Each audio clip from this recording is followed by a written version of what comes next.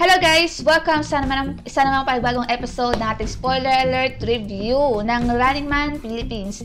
Pero bago po natin pag-usapan ng ika-5 episode at ka-6 na episode niya, ay pa-share po muna nating video at ilike aming Facebook page at Instagram, facebook.com/fpsmedia.ph at instagram.com/fpsmedia.ph. Lakas nun na. Meron po tayo sa pang Facebook page na lumalabas ang inuman session sa Swap What's News sa facebook.com/fps ay, ba? FPS Media. Muntik na mag-isda. FPS. May naman, may. Tapos, at meron po tayong Twitch channel at YouTube channel, youtube.com/fpsmediaph at twitch.tv/fpsmediaph. Panoorin niyo rin po ang videos namin sa TikTok, tiktok.com/fpsmediaph. Dalo rin po kayo sa aming website sa www.fpsmediaph.com. Ano ba? So, yun, kasama po ulit natin ngayon sina Kuya at Gama para pag-usapan ng ika-5 at ika-6 na episode ng Running Man Philippines. Nandito pa tayo. Hello, guys! Shoutout pala sa nagtatanong kay Sen Yui na kung bakit siya animated. Ganun talaga siya pinanganak. Wala tayong magagawa. So, yun. Nitong Sabado tsaka itong Linggo yung episode 5 and 6 ng Running Man Philippines. And ano na talaga, masasabi mo ng Running Man na talaga. Kompletos recados na at mukhang nagamay na nila yung formula. Chemistry ng isa't isa. Dito mas nag-shine yung sila Mikael tsaka sila sa pag-usapan. Si Lex. Pag-usapan muna natin yung episode 5. Yes. Ito yung finale doon sa second mission na kung saan hinahabol nila si Bubay. Dahil nga ninakaw yung Running Man necklace. Yes. And dito sa mission na to, si Mikael ay spy. So, kakampi siya ni Bubay.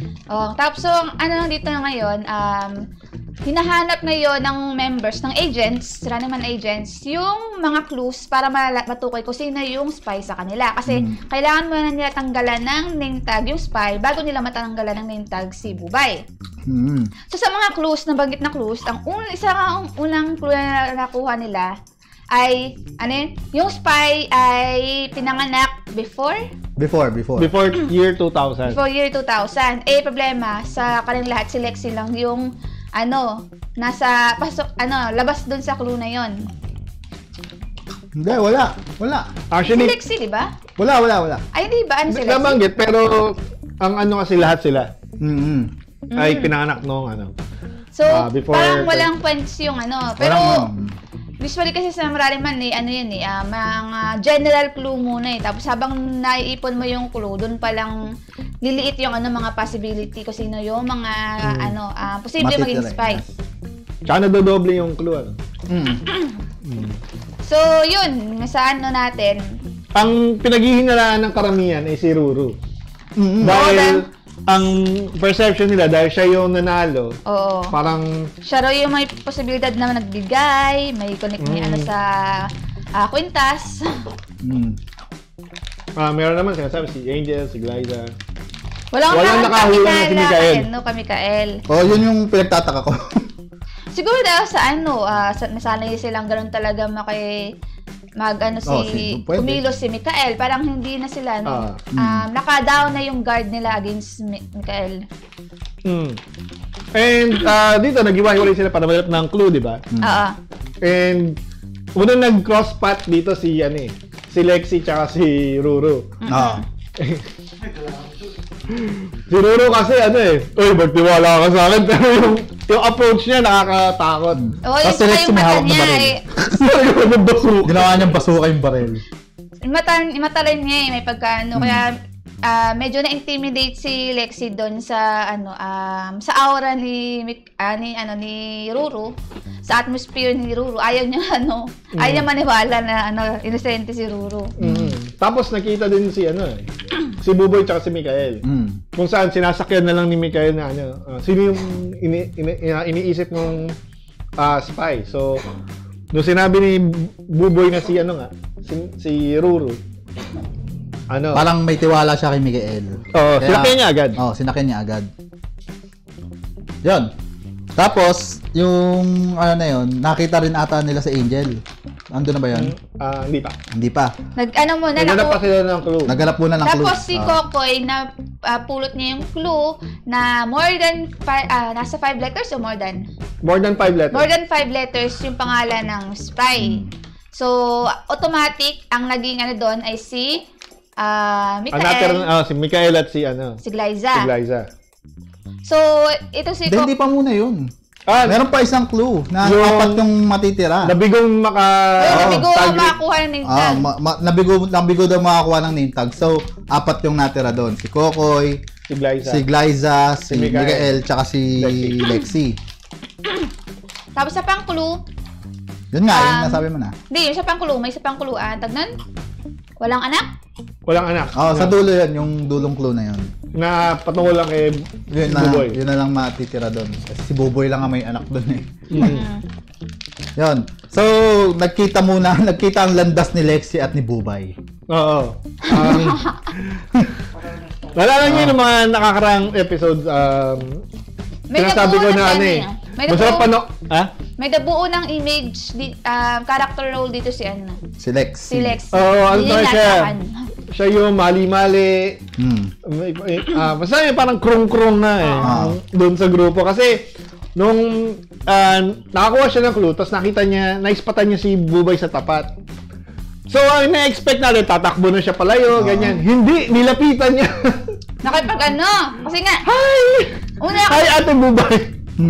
Nasa isip kasi, dahil nasa ibang bansa, tapos may nakitang pamilyar na mukha, parang, syempre, Tita Boga, ganyan. Kasi nakalimutan niyang, kalaban si Bubay. Tapos humingi pa ng tulong. Oo daw, tutulungan daw. Tapos pagtalikod, ayun na. Nagkatanggalan na ng name tag at unang naging casualty. Nung natanggal na yung name tag, saka niya na-exit. Tsaka niya na-realize yung mga pagkakamali. Kalaban nga pala kami. So, yun yung isang sobrang nakakatawang highlight nung episode na yun. Oo. Kasi, nasa competition kayo, tas all throughout the day, si Bubay yung hinahunting nyo, tas biglang lalapitan mo, di ba? Lalakapin mo. Tas ina-expect mo, hihingan mo ng tulong. So, funny moment yun. And sabi nga, parang bagay sa kanya yung kinakawawa at yung mga ilang taon pa naman si Lexi? Nasa 20s na rin. Nasa 20s na yun, si Lexi. Ay, pagka naive dito si Lexi. Kaya and bagay naman sa kanya. Kasi nakakaliw siyang panoorin. Kita pa naman natin sa episode 1 ba? Episode 2? May character role na nabuo si Lexi at consistent yung character role na yun. So, isa siya sa mga nagpapatawa sa mga viewers. Episode 1 pa lang. Yung unang mission pa lang. Na hindi naman niya sinasadya. Na natural sa kanya. Yung pagiging kawawa. Di ba nga, nung umiyak siya sa unang race. Dahil nga, imbis na si Angel yung lumipad dun sa swimming pool siya. Okay. After ni Lexi, sino yung unang tanggalan?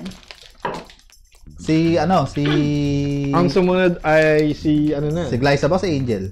Si Glyza muna ata. Ako si Glyza. Si Glyza. Si Glyza muna.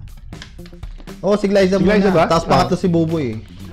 Si Glyza yung natanggalan nung nakita niya rin si Bubay. Si Bubay din yung dumali sa kanya.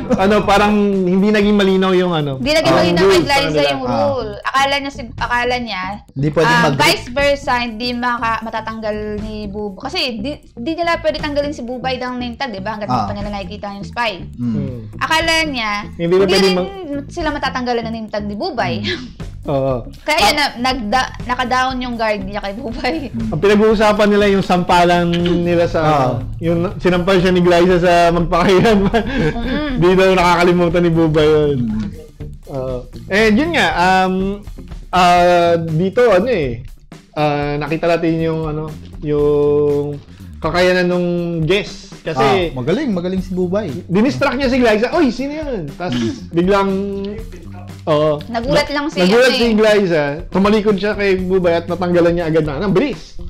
Dito makikita yung may mga diskarte talaga si Bubay. Kasi sanay siya sa mga ganito. And kumbaga, again, yung pagiging boss G ni Glyza, hindi pa natin nakikita kasi. Ito na naman Tanggal agad eh. Nagulat lang siya dun sa ginulat siya ni Bubay. Oy, yung pinto! Pero makikita mo sa mukha ni Glyza na napaka... Yung napahiya siya doon sa moment na yun. And next na naging casualty si Buboy. Si Buboy, na ginawa naman ng strategy ni Mikael tsaka kasi natanggal na si Glyza eh. So ang open na lang talaga ng pwedeng maging spy ay si Mikael. Kasi sa lahat ng clues siya na lang ang natitira. Kaya parang alam na nila na si Mikael yung spy. Kaya nakita na ni Buboy si Bubay, lumalayo na siya. Ang strategy naman dito ni Buboy, magaling din. Yung sinasabi niya na, ikaw yung kasabwat ko, di ba? Parang ang dati, hindi rin alam ni Buboy kung sino kasabwat niya sa team. And, kumbaga, in a way, nalilet down yung guard ng mga tao. Yes, ang galing ng strategy na yun ni Buboy. Ang lang, wala kasi sila ibang, audience. Si Kokoy, si Buboy? Buboy lang rin nandun. So, ang nangyayari doon, parang, siguro napaisip si Buboy na, spy ba ako? Di ko lang alam, ganong, lang siguro. Ang pinakawalang kwentang mag-strategize si Mikael. Sayang talaga. Ang daming pagkakataon na sana, kasi magkasama na sila nung una ni Buboy. Ni Buboy na Angel. Hindi pa. Sinundawa pa ni Buboy, di ba? Naghahanap sila nung unang clue. Na, yung pinanganak before 2000. Doon pa lang, pwede na niyang tanggalan si Buboy. Tapos, after nun, tsaka sila nakita ni Angel. Tapos nung nag-uusap na nga silang tatlo ni Angel, natanggalan si Lexi. So, dapat, ginawa ni Mikael, wala ako doon. Oo, hindi ako yun. Kasama niyo ako doon. So, sana, parang dapat strategy. Isipan niya, si Glyza? Kasi hindi pa naman talaga nila totally... sa kanila, di ba? Hindi pa nila nakikita si Bubay eh. So, parang, ang mag-rip pa lang talaga, yung spy. Na yun nga nandun sa kanila tapos di pa niya ginawa ng technique na wala naman ako doon, so hindi ako yun, si Glyza siguro yun, ganun yung tapos dinala niya kay Bubay yung dalawa tapos doon nila tinanggalan ng so missed opportunity. Pero ang nakikita ko kasi dito parang yung pag-uumpisa din ng original na Running Man crew na sila minsan naive na hindi pa nila alam yung mga kakayanan ng mga tao na tayo, nabibetray nila isa't isa, mga ganyan. And tingin ko mula sa point na to, magiging mas malawak na yung nila. Pag-iisip. Yes. Tsaka natututo na sila mag-banter na Hindi lang yun, mag-strategize din sa game. Tsaka mas nagiging close kasi sila eh. Nagkakaroon talaga ng mga na pag-uusap na out of nowhere. Yun nga. Sumunod na natanggalan si Buboy. Yun nga dahil nagtatago si Mikael eh. Gumawa ng strategy yung dalawa. Ang galing si Buboy din na gumawa ng strategy. Inaaliw niya si Buboy. Ito naman si Mikael, ginamit niya yung mga office para office. Natagos-tagos. Umikot doon at ikutan si Buboy. And yun na nga, na-corner nila.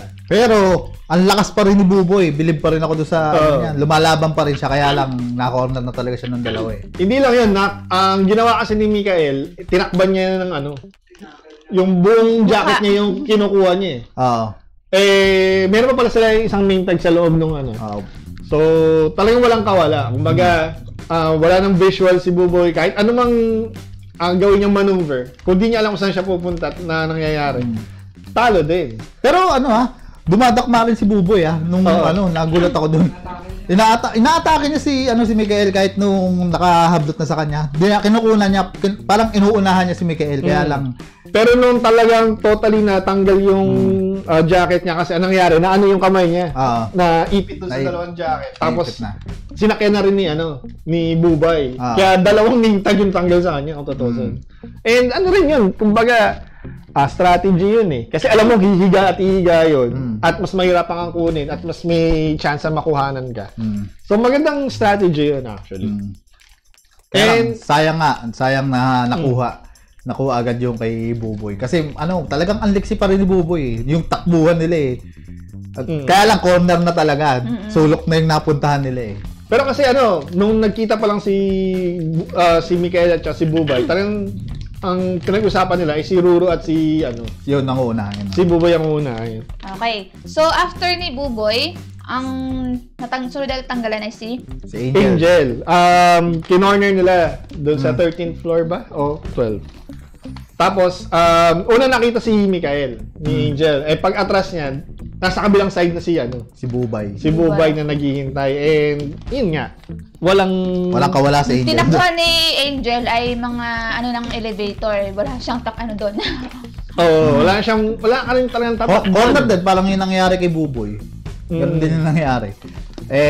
Babae si Angel. So, medyo demure yung yung galawan ng dalawa. Pero nakuha din agad. So parang gumaganti si Mikael dito dahil yun sa unang race. Siya kasi unang natanggalan si Mikael. At si Angel ang nagtanggal nung niya. And ang nangyari nito, agad-agad alam na nila Ruru at ni Kokoy na nung time na yun ay magkasama kung nasaan sila. Nasa one floor above lang pala sila. Kaya parang 2v2 yung nangyari. At nagkampihan na yung dalawang lalaki. Isang malakas, isang medyo malakas si Kokoy. Hindi naman siya ganun kanok. Pero mas malakas siya kay Mikael Parang nakikita ko mas malakas siya kay Mikael Si Kokoy. Kasi mas bata siya, mas athletic din yung niya.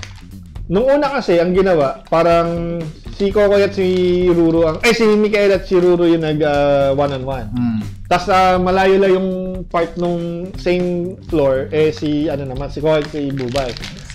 Si Kokoy, hinaharangan si Bubay na tumulong. Kasi hindi siya pwedeng mang-rip.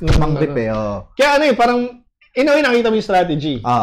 Pero ang nangyari kasi, na-corner si Mikael ni Ruru. And nung una, nabaligtad pa si Mikael yung hawak-hawak na yung tag ni Ruru Pero na unang nahablutan si Mikael noon. And unfortunately, sinakyan na si Bubay. Wala nang magawa si Bubay. Nung nakuha na yung kay Mikael, tumakbo na si Bubay. Sinakyan na ng dalawa. At parang ang na-rape si Bubay doon. Lasog-lasog. Parang napilay pa kasi naglalakad siya And doon na natapos yung mission kung saan nakuha niya yung susi, nabuksan yung case kung saan nakalagay yung kwintas. And syempre bilang loser team, bilang thief and spy, may penalty. Yes, yung balloon, tawag dito? Water balloon. Dahil nanalo nga yung team ng Running Man, babatuhin sila ng water balloons. Hindi naman direkta talagang babatuhin. Meron siyang shield na may butas na sa mukha. Tapos may mga tapos may mga tulis na sa gilid para. At yung pagbato ng water balloon is with conviction. Talagang may parang malalakas yung bato. Para matiramsikan, mapaliguan sila. Parang pinersonal ni Lexi doon. Kaya nakakatawa. Kasi siya kasi yung laging unang na tatanggalan lagi And sabi nga, bagay sa kanya yung role na yun na parang mali-mali, yung tipong pinag-iinitan lagi. So bagay sa kanya and mukhang doon niya nakuha yung kanyang image para doon sa Running Man. And isang nakakatawang part dito, si Glyza. Nagre-react lang doon sa mga nagbabato ng Tumatawa-tawa lang siya. Tapos, binigyan siya ng isa ni Angel kasi wala siyang madampot So, nung pagbato niya, tumama sakto sa mukha ni Mikael. Although, buti nga wala, ang ganyan yung mukha. Talaga? Sapul talaga. Sapul. Tapos, makita dito, natumba si Mikael dahil sobrang yung impact na doon although hindi daw sinasadya ni Glyza. So yun, parang hindi talaga sinasadya kasi isang beses lang bumato si Glyza. Sakto pa. Saktong-sakto pa doon sa mukha ni yun yung parang naging moment naman ni Glyza doon. So yun ang ating episode 5 ng Running Man Philippines. Pagdating ng ika-6 na episode, yun, bagong guest. Bagong format na kasi medyo medyo nakaforma sila dito. And ibang mission na to, ang Love Team Mission. Yes. And dito nakapansin-pansin dito na si Mikael yung nagdadala. Siya yung mala main MC or mala Jessok na Siya yung nag-guide nag-guide ng banter na usapan natin dito ganyan. Siya ang nagbibigay ng topic. And dito, ito na yung Running Man format na may banter muna silang sa isa't isa. Maikli lang pero sakto. Hindi masyadong mahaba kagaya doon sa original na Korean version. And dito parang sinegway lang na, oy, ang ganda ng forma natin. Rampa. Nagbi-beatbox si Buboy. Meron siyang maliit na sa gilid May maliit siya na screen sa gilid. Bumpak, gumagano naman. Na ang get up niya mukha daw siya nilang uso. So yun. And maganda yung dito. Buhay na yung mga character nila. Nag-e-enjoy na sila sa company isa't isa. Kumbaga feel na nilang let go na sila sa nila. Oo. Sa nila. And again, umpisa na may kurong moment na naman si Lexie dahil botik na siyang sumemplang dahil doon sa heels niya. Kasi buwabaon doon sa may sa may putik. Ay sa may sa may. So after nila mag-Japorms post doon. Pinakilala na yung mga guest natin, yung mga guest nila. At yun ay sila Rian Ramos, Michelle D na beauty queen na Miss World at si Rafael Rosel na usual na leading man din sa mga Maalala ko lang Miss World nga pala yung asawa ni Michael Daes. Si Miss World talaga hindi Miss World Philippines, Miss World talaga. Nanalong Miss World, yes, si Megan Yang. So dito love team race. Si Megan pala asawa niyan. Siya pala asawa ni Megan? Oo. Hindi, ang asawa ni Megan si Stephen Patricia. Hello, Sir Stephen. Ngayon, yun nga, ang nila dito ay parang love team race sa kasali. Basta, yun na yun. Wedding race. Pero ang catch dito, katulad din sa Running Man sa Korea, yung mga girls ang pipili sa mga boys na gustong maka-partner. And lagi naman ito ginagawa early on dun sa Running Man. Medyo nagulat nga ako, lagay sila ng love team format kasi ang kaibahan kasi ng Pilipinas sa Korea. Sa Korea, walang permanent love team. So kahit na magrambulan pa ng love team, walang problema sa mga fans. Sa Philippines, kung ano yung love team na nakuha mo, fix ka doon. Dahil hindi naman siguro. Sa GMA, hindi. Hindi. Halimbawa, katulad ngayon, si Ruru at si Bianca ay meron real life na relationship. Pero si Ruru ay meron lolong na si Ashley Ortega ba? Ang ka-love team niya ngayon. Ang love team sa GMA ay hindi ganun ka nag-i-stick. Katulad ni Miguel Tanpeli. Kaso, kasi, sina Angel at Kokoy kasi, nalalaman natin, nakala natin walang talang pinagano lang sila. Yun pala, galing na sila sa luma nilang show. Hindi kasi lumang show yun. Medyo latest na show yun. Kaya talang love team pa yun. Lumang show. Anong lumang show? Currently ba, nandun pa rin sila sa show? Hindi na sila currently. Pero hindi, latest love team kasi sila. Hindi sila, May show ba sila magkasama?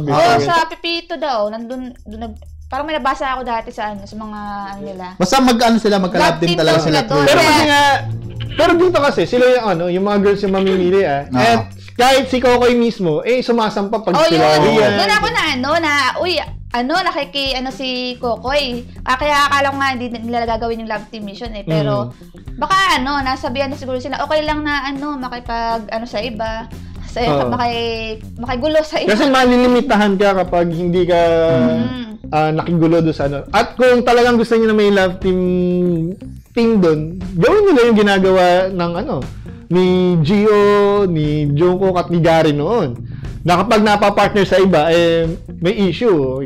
Kung gusto nyo talaga i-play yung ganong couple sa Pero dito kasi, ang rule kasi, magsasayaw dun sa heart-shaped na stage yung babae. Then, afterwards, sasabay kung sino yung mga lalaking gusto siya makapartner. Tapos itutulak niya yung mga hindi niya maipili. Oo. Para mabuo yung tinatawag na love team. So, unang nagpakitang gilas ay si Rian. Actually, ang gusto ko paano kaya pag umakyat si Glyza? Tapos, di ba meron silang soft opera nun dati? Una kasi nagsabi na, uy, gusto ko siyang maging partner si Michelle. tinarget agad si Ruru. Wala pa yung pilihan na, kasi malakas daw si Ruru, tapos si Michelle. Pero kasi ang parang point of view kasi ni Michelle is yung competition. Oo. Kaya si Rian, nung time ni Rian, gusto rin niya piliin si Ruru o makikilaro lang siya kay Michelle. Pinaalala naman ni Mikael na, oy, magka-lab team na tayo dati. May chemistry na. Oo, pwede na tayo. Okay na teamwork natin, may teamwork na tayo, ganun. Pero nagpahiwatig din kasi si Rian na mga agaw nga daw kay Michelle D. Kasi nga nauna na nagpahayag. So dito medyo na parang tingin ko na OOP si Rafael. Oo. Diba? Tapos si Glyce sabi niya, kontrabida daw siya, sanay na raw siya mga agaw. Kasi doon sa Temptation of Wife na kasama si Rafael Rosel. Si Rafael Rosel doon ay tawag dito. Hindi naman siya yung main boy din doon main character doon. Naging co-star lang niya. Hindi, rin siya. Parang yung role ni Glyza doon na third party. Third party rin siya, sa Rafael niya. Usually, gano'n yung naging siya yung mga ka-love triangle na hindi pinipili. Second male lead, gano'n. Si yun, di ba? Si Marian. Marian Glyza. Marian Glyza. Okay. Sino yung asawa? Si Dennis din ata asawa. Dennis Trillo ba? Oo, Dennis yung asawa doon. Naalala ko Dennis yung yung sa male to male. Saan? Ha? Yung sa male to male. Hindi. Ano na yun? Kay Tom, ano na yun? Tom Rodriguez. Tom din. Dun sa Glyza, yun naman, female to female, yun. Nakakalimutan ko yung title So yun, dapat nakigulo din si Glyza doon, para pwede. Pero kasi ang role niya, male and female tandem So baka di na rin niya naisip na pwedeng makigulo ulit. So yun, napili ni Rian ay si, akala natin si Ruru. Kasi ang sumampa sa stage, lahat. Si lang hindi sumampa. Si Mikael, si Ruru, si Buboy. Si Buboy, unang sampa ni Buboy. Saka si si Kokoy, sumampa. Tapos bigla nagulat tayo, tinulok din si Ruru. Kasi, parang nilaro yung name, Ruru, Riri. Ikaso ang tunog, magkapatid. Kasi may kapatid talaga si Ruru na Riri. Kaya parang di daw bagay. So, si Mikael lang napili. Tapos next, umakyat si Michelle D. Yes. Buboy ulit. Lakas ng loob. Sumisingit pang ganon. Yun, then, nandun na, umakit din yung tatlo. Hindi umakit si Rafael Hindi pa rin umakit si Rafael nun. Oo. Tapos tinulak na yung dalawa, nakuha ni Michelle, syempre, yung gusto niya, si Ruru na partner. Tapos next na na sumampa. Si Glyza na. Kasi nagrereklamo parang sila yung yung... Kasi nga, regular female kasi parang parang di na bayan tuloy sa kanila ng mga kasama nilang lalaki. Parang ganun. Parang dating kasi si Mikael ba yun? O si Buboy yun? Sabi, uy, wala nang guest, ubos na. Parang tingin mo sa amin. Parang ganun yung dating. So, nakakatawa din yung, yung part na yun. So, ang sumampa para kay Glyza, syempre, Buboy ulit, si Rafael Rosel. Sumampa rin naman si Kokoy. Tatlo pa rin sila sumampa. Yung si Buboy at si Kokoy, sampa lang sampa. Pero mas nakakatawa kay Buboy kasi talagang... Twice yung nilaglag. Oo. So, sumampa na si Buboy, nilaglag na agad ni Glyza. Then sumampa na si Kokoy. Ay, hindi, si Rafael Rosel. Tapos sumampa ulit si Buboy. Nilaglag ulit siya ni Glyza. So, yun, in the end, si Rafael yung napili. Si Buboy sabi, kung sino lang ang matira, parang gano'n. Parang, kasi pagod na siya dahil sampa siya ng sampa, wala naman pumipili sa kanya. So, next na sumampa. Si Lexi. Si Lexi yung sumunod. Nagmalamarimat si Lexi. Tapos si Buboy naglalapaggoso. Tapos ang ending kasi ina-expect na ni nung the rest nung cast na si Kokoy ang pipiliin ay si Angel. Kaya Lexi Buboy. And dito in fairness kasi ang title ng nila ng Love Team. Ng mission, ng buong mission, Wedding Race. Wedding Race. So ang ginawa si Lexi at saka si Buboy agad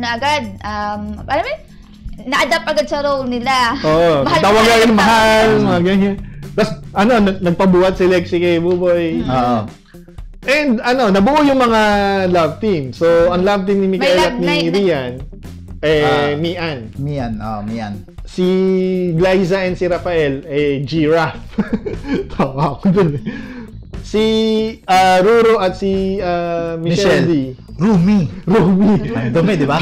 Sabi ko, parang gusgusin yung yung dating eh. Pero pag English, Rumi. Parang R18 naman. Si Buboy at si Lexi. Bule. Yan, And syempre, si Angel and si Kokoy. Ano yan? Mian? Ay, hindi. Angel. Ano ba yun? Ano yun? Ano ko? Jekoy? Jekoy ata. Jekoy? Oo, Jekoy. Kasi parang tunog nung una nun Jokoy. Jekoy.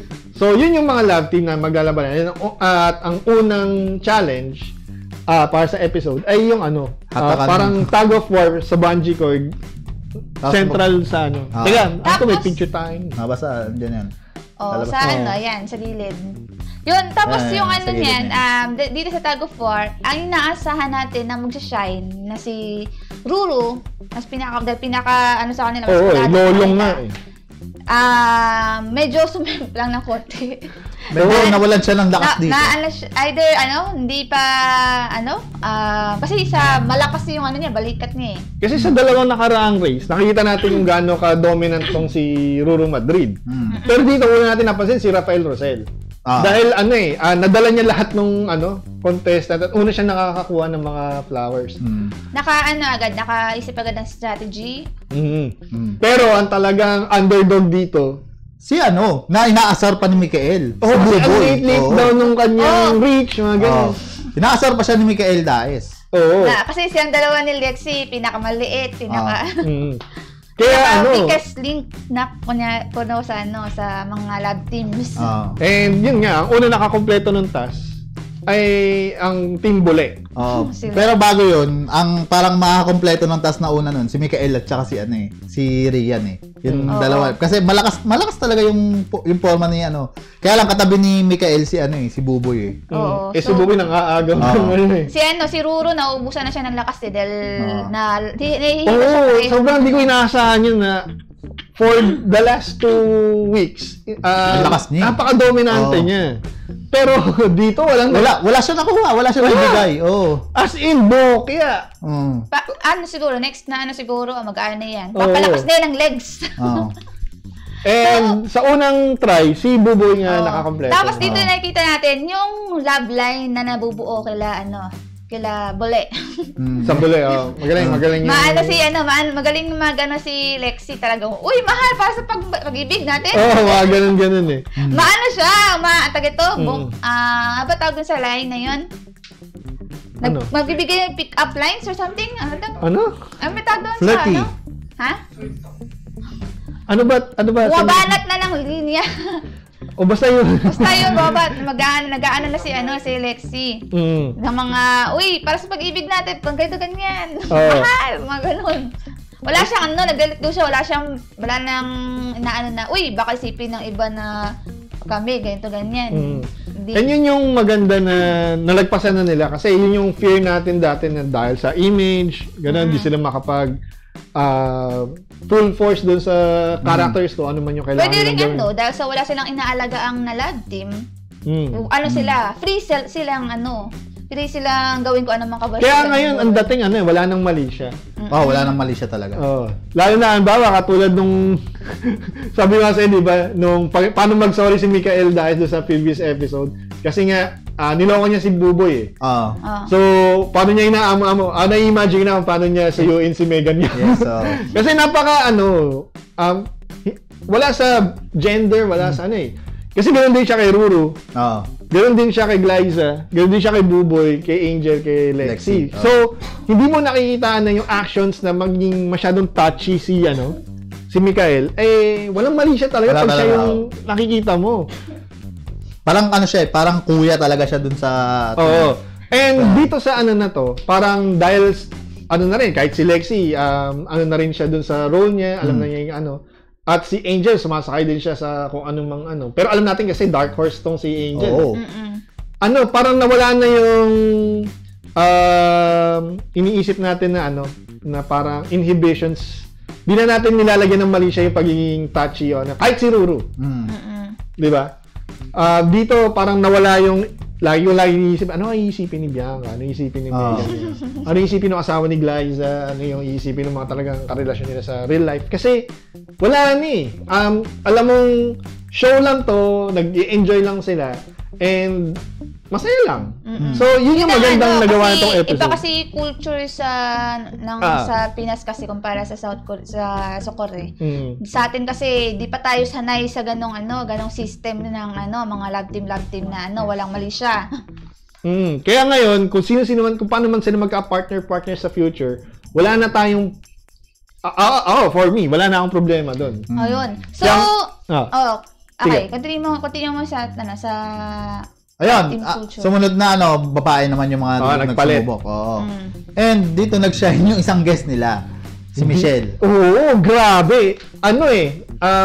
Nakaisip agad si Michelle ng strategy. Yes. And nakita natin talaga na sinishift niya yung weight niya dun sa heels niya. Tapos yung tinatimingan niya kapag nasa peak na ng pagsugod yung mga tao, then nawala na sila ng energy, tsaka niya hinahatak na ganyan. Tsaka rin yata nag-gym si Michelle. Dito, may fit kasi si Michelle, tsaka competitive kasi siya. Competitive talaga siya dahil sumali nga siya ng mga pageant na yan. Pageants. Although competitive naman talaga yung Running Man Philippines, hindi tulad tulad din naman sa pero talaga dito bugbugan yung pisikalan. And talagang kasi alam mo kapag yung isang tao binabatak niya with full force, buong katawan, and yun yung nakikita natin na ginagawa niya.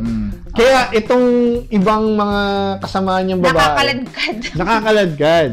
At unang nabiktima si sino tumalsik? Si Glyza ata yun unang si Lexi nahila.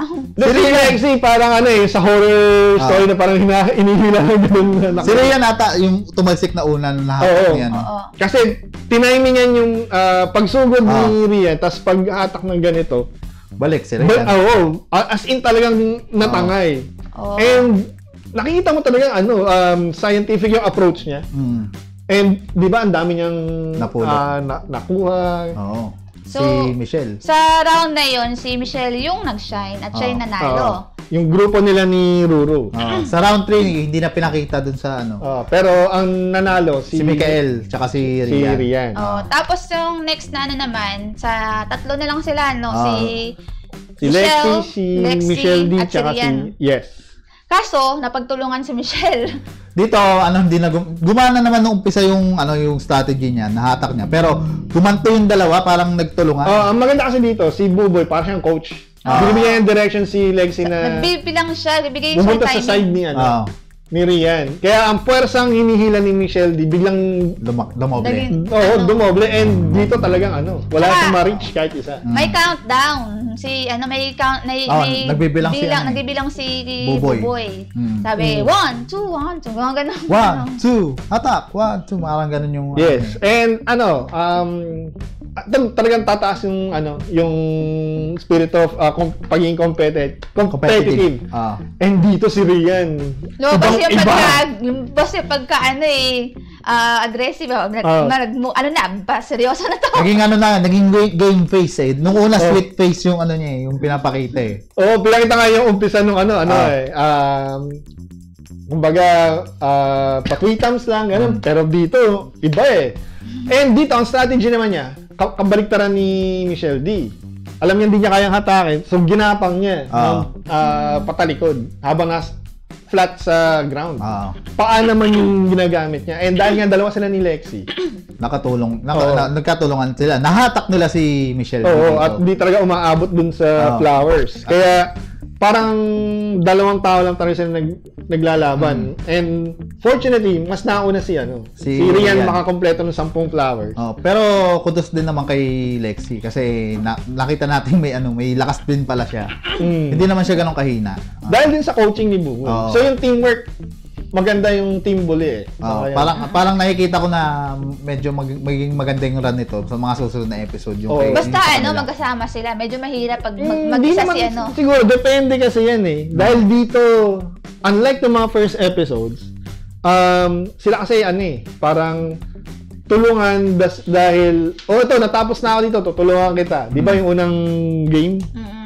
Pero ito ngayon, alam na nilang kanya-kanya talaga tayo dito. So, competitive na sila. Wala nang tulutulungan kasi pwede palang spy yung isa. So, kumbaga, mas ramdam mo ng Running Man yung pinapanood. Ito ang dito, ang magkakaalaman sa name tag ripping. Yung, di ba, duo na sila, di ba? Duo yung yung pagtatanggal ng name tag sa future episode. Sino kaya ang mag-shine yun? Ang ko lang, sana hindi maghiwalay si Buboy tsaka si Lexi dahil magiging kawawa si Lexi pag mag-isa siya. Malalaman natin kasi dati rin naman 'di ba si Gio laging kawawa sa pero over time biglang naging siya ace. 'Di ba? So tingnan natin paano ma-develop din yung mga characters. Yun, so ang nag-shine dito sa episode 5, mga guest. Sa episode 5, sa episode 5 muna. Sa episode 5. Sino pa nag-shine doon? Si Lexi. Si Lexi dahil sa kurung-kurungan niya. Kakurung-kurungan. Pero bagay sa kanya, in fairness Oo. Tapos sa episode 6, yung guest na si Michelle D at si Rian. At si Buboy. Si Buboy kasi expected na natin yan Ang bule. Pero ito yung medyo qualms ko dito. Nag-shine dito sa latest episode itong Sunday, si Mikael as yung leader ng group. Kasi siya yung nagdadala ng usapan, ng banter. Nagsisimula na mag-step up si Mikael as main MC na taga-isip ng topic, mga guest na sali kayo sa usapan, ganito ganyan. Kasi importante talaga yung may main MC para humaba yung usapan sa umpisa. Ang medyo napapag-iwanan ngayon, si Glyza bilang bossing. Bossing. At si Kokoy na lang. Oo. Si Ruru 2 episodes na siyang malakas Dito nakita natin yung kahinaan niya kaya may vulnerability kahit ang talunin. So parang kumbaga hindi natin iisipin na lagi itong mananalo dahil mayroon siyang chances na matalo. May nakita rin ako sa episode 6 na ito na dito okay advantage sa atin na may mga guests. Mas kung magkaka-season 2 yung kasi alam natin tapos na yung tapos na nila na shoot yung buong season 1. Kung magkaka-season 2 okay na pahabain pa nila to dahil yung mga guests nagsa-shine yung mga guests Yes, yung mga hindi nakala. Okay na guesting to sa mga guests kung gusto nilang maghakot ng fans. Maganda dito talaga kung ang purpose kasi ng Running Man sa Korea is dito nag-guest yung mga tao gusto nila maging guest kasi yung airtime nila sumisikat sila. Oo, yung tipong madalas nga sinasabi nila Jesok, napasikat namin tong yung character to, yung taong to dahil nga sa pag nag-shine kasi sila sa Running Man, mag-viral yung mga videos nila, doon sila sumisikat. Yes, kaya yung mga nag-guest tuloy sa Running Man, sinusiguro nila na gagawa sila ng something na mapapansin at aangat talaga sila. And dito, nakita natin na nag-work kasi lalo tayo naging interesado kay Michelle D. Ganon din kay Rian Ramos. Yun. So, ang galing kasi hindi natin yung nakikita yung part na yun sa kanila Yung lalo na yun yung yung talagang competitive tsaka yung strategies nila, ang galing. So, ngayon sa akin na to, medyo mataas ng konti yung level nila kumpara sa para pataas ng pataas. Yes. Parang ramdaman natin, Running Man na yung pinapanood natin. Ganun. Hindi lang yun. Running Man na original na talagang sabihin natin nakuha yung style sa Korea pero Filipino pa rin yung dating. Iba kasi ang epekto pagka nagtatagalog, pagka naiintindihan mo talaga na. Tapos yung tsaka yung pinag-uusapan, di ba? Pinag-uusapan maiintindihan mo agad na hindi mo na kailangan basahin. Sa umpisa nga sa umpisa pinakalala nga mga cast sabi dahil hindi ako tagal ako dinanood ng TV, di ko kilala yung mga artista, kilala ko lang si Glyza at saka si Buboy. Kaya inisip ko, magugustuhan ko ba itong Running Man? Ito ganyan, mapapatawa ba ako nito? Pero pagdating ng episode 6, yun, okay naman pala na nakuha yung atensyon ko, na-entertain ako. Naisip ko, okay naman pala, okay siya mapahaba pa. Sana mapahaba pa, mga ganun. Ang maganda pa dito, sige, meron tayong mga mas bigatin doon sa cast, si Glyza, si Mikael, si Ruru. Pero hindi mo na siya makikita na ganun Parang pumapantay na yung lahat. Pantay-pantay na sila. Hindi, maliban si Lexi. Although, ang nakikita ko kay Lexi dito, sisika to after ng Running Man. May magkakaroon ng kasi mali-mali ng fun game eh. Kasi iniisip mo, ano yung susunod na kakulong-kulungan na gagawin niya eh. Kahit habang ongoing yung Running Man. Pero kumbaga, hindi mo na siya tinitingnan na ito, mas sikat to dito. Hindi eh. Parang pantay-pantay na sila sa paningin ko kasi nakikita natin yung strength and weaknesses. Actually nga, si Glyza nga yung sinasabi ko na parang kailangan maghabol. Kasi, sige, Boss G tayo ng Boss G, pero di natin nakita yung pagka-Boss G. Pero, baka yun yung character niya, parang bossing supposed to be, pero hindi.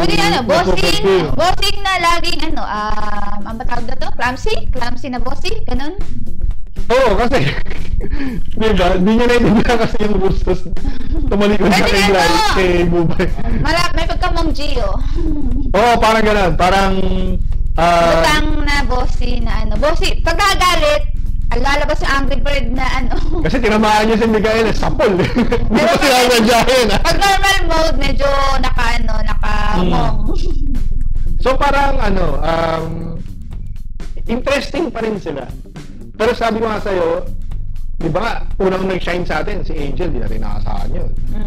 Di ba? Sino yung sumunod? Si Buboy, di natin, grabe, kaya niyang... Kaya na pasiwas. Di ba?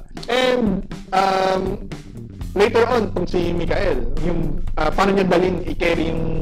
Mayroon silang mga kalakasan. Kalakasan kay Mikael, hosting.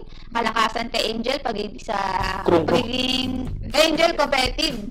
Kay kalakasan ni Lexi, yung entertainment value. Kasi syempre, yun nga, pagiging crew mo, parang Sandara Park. Kung ito rin na, yun yung gusto natin makita. Ano yung mali niyang gagawin dahil nakaka-entertain. Tapos kalakasan ni Ruru, real na malakas. Although nakita natin yung niya. Malakas si Ruru. Ang gusto natin makita ano yung mga vulnerabilities niya. Ano yung mga kahinaan niya. At yun nga, nakita natin yung flow niya sa pwedeng pagtulungan si Ruru. Oo. Sa Tag of War. Tapos nakita natin yung kalakasan ni Buboy na kahit small but terrible Buboy. Small but terrible talaga, kasi may na siya, may strength siya. May strategy. Comedy pa. Kaya medyo talaga bagay talaga dito siya. Yung pala nung tayo nung nire-review natin na nung hindi pa pinapalabas to. Sabi ko si Buboy ako dito. Magdadala ng unexpected lang natin dito si Lexi tsaka si Angel. Oo. Na yun nga parang dark horse si Angel eh. And consistent. Kasi nakita natin na talagang siya competitive. Si Kokoy ang medyo kailangang mag-step up pa. Kasi yun nga. Naiisip ko lang kay Kokoy, love team niya. Although, kumakomedy na rin ng konti si Kokoy. Pero kulang pa sa wala parang sariling moment. Doon pala sila naging mag-love din ni Angel sa Pepito Manalo. Sa Pepito. Siya na comedian din yung style ni Kokoy doon. Ngayon medyo lang talaga, medyo live lang. Medyo tahimik si Kokoy. Wala pa siya sariling character role. Ang pa lang sa kanan niya na character role, yung love line nila ni Angel. Kaya nga, dapat mag-stand siya sa sarili niya. So, yun nga, Kokoy and Glyza yung kailangan medyo mag-step up. Kasi na-establish na nung the rest nung cast yung si Glyza, pwede niya ituloy yung pag-among kung yun na talaga yung niya, kung hindi niya talaga kaya yung pagiging competitive na aggressive na o tuloy, mag-mong na lang siya, Bong Gio style. Matulog. Ganun. So, yun ang ating review ng ikalimatika na episode ng Running Man Philippines. Alam mo, napapansin ko rin sa Running Man na to, tawag dito, parang nabibitin na ako Hindi tulad nabibitin na ako, parang gusto ko na mapanood yung mga susunod na episode. Lalo yung may mga pinapakita pa silang, preview, oo. Medyo gusto ko nang panoorin agad. And yun yung nakakatuwa kasi kapag maganda na yung editing ngayon, yung pa isa napansin natin. Kasi doon sa episode na to nitong Sunday, nung nanalo yung Team Bullet, may parang maikling SDE. Kasi nga webbing race na patok doon sa eksena, tapos maganda. Para gumawa ng ganun is, syempre, editing, it takes time. Kumbaga, nakuha na nila yung flavor ng isang totoong authentic na Running Man episode, pero hindi siya carbon copy ng Running Man. Ng Running Man. Kasi meron silang sariling formula. yes, kasi dito sa atin uso yung SDE. Oo. Sa hindi masyado. Yun. So, yun na po ang ating reviews. Abangan nyo po yung next review natin ng Running Man Philippines next week para sa episode 7 at 8. Tagal naman. Oh, tsaka kung kayo, ano ba yung masasabi niyo doon sa episode 5 and 6 ng Running Man? Comment lang kayo. Comment lang kayo. May mga nagko-comment naman na dito na tinatanong ako kung saan pinanganak si Senjuwi. Bakit animated daw yung isang host? Sabi daw ni Popoy, ano daw rating natin? Sinabi ko na kanina yung sa akin na medyo nag-improve kumpara sa nakaraan. So, pataas na pataas. Ano tayo? 4 tayo nung nag-rate. Ito, ano na? Mga 4.8. Ako 4.8 kasi na-enjoy ko talaga tong dalawang episode na to. Sige, mga 4.5 lang ako. Wala lang. Gusto ko lang 4.5. Hindi ko na sabihin yung rating kasi baka mamaya ilwag pa sa tayo sa 5. Ang Pa-improve. dito si Kokoy. Kaya nag 4.5 lang ako. Pero pag nagkaroon na ng character siguro yan. Baka isiko ko na yan. Pag nagkaroon, hintayin lang natin may buong karakter daw si Kokoy. At natutuwa naman ako kasi magkakalab team pa rin naman. Magkakalab team talaga. Pero hindi na masyadong nirurut talaga yung dalawa. Oh, hindi na pinupush. Hindi na pinupush yung dalawa. Hindi na kasi mas natutok nga kay kay Buboy. Hindi na nila pinipilit mag-comment. May konting editing na flash, gano'n. Pero wala na. Mabilisan lang. Pero nung pinapaload ko yung konting flash na yun, medyo na-down ako. Pero kasi pilit eh. Pero after nun, wala na talaga. So yun po ang ating review ng Running Man Philippines. Episode 5 and 6. Episode 5 and 6. So yun, bago kami magpaalam, syempre huwag niyo kalimutan like and share ang aming mga videos. Mag-comment na kayo kung ano kayong mga suggestions na gusto niyo panoorin. At syempre huwag niyo kalimutan i-like ang aming Facebook page, facebook.com/fpsmedia.ph at instagram.com/fpsmedia.ph. Isa pang Facebook, facebook.com/fpsmedia.nc. Yun. YouTube, Twitch at tiktok.com/fpsmedia.ph, twitch.tv/fpsmedia.ph at tiktok.com/fpsmedia.ph. At syempre, huwag niyong kalimutang dumalaw sa aming website www.fpsmedia.ph.com. Yay! So, next week ulit. Muli, palakpakan sa Running Man Philippines ka. Yay! Yun,